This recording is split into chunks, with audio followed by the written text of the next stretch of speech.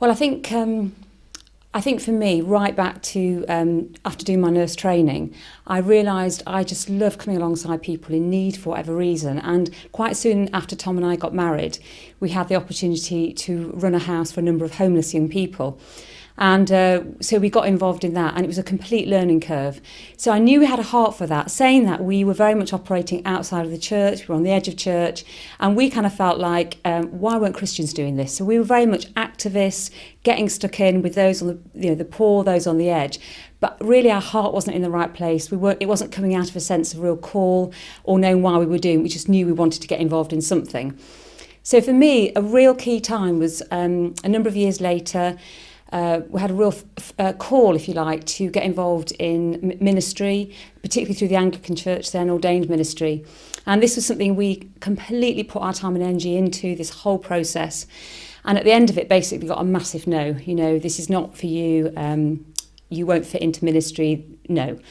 And I remember looking out the window, and it was a really difficult time. There was lots of loss going on in our lives, and it was a real difficult time. And I remember looking outside of my kitchen window where we lived at the time, and I said to God, we'll do anything, we'll go anywhere. We just want to be obedient to serving you.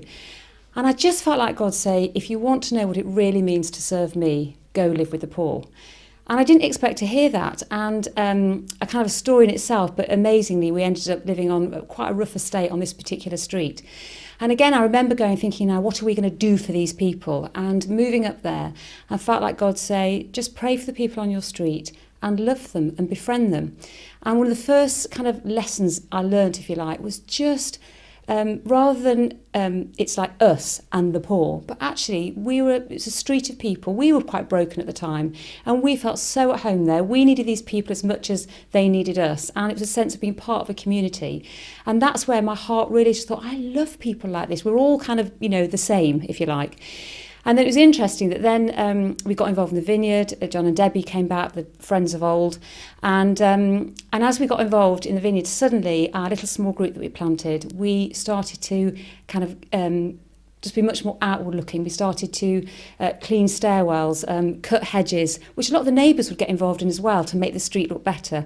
We'd do up gardens, we'd decorate houses, we'd start praying for the sick, we'd tell people about Jesus. We had the guys on the street always coming into our home and we go into their homes. So we learnt so much just by being part of a community that was a very poor community.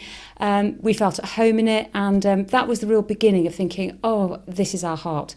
And what was so exciting about being involved in the church, all the stuff we'd done with the poor in the past always seemed to be, we operated outside of the church, but suddenly it was central to the vision of the church and right at the heart of everything that we wanted to do here. So that was very exciting.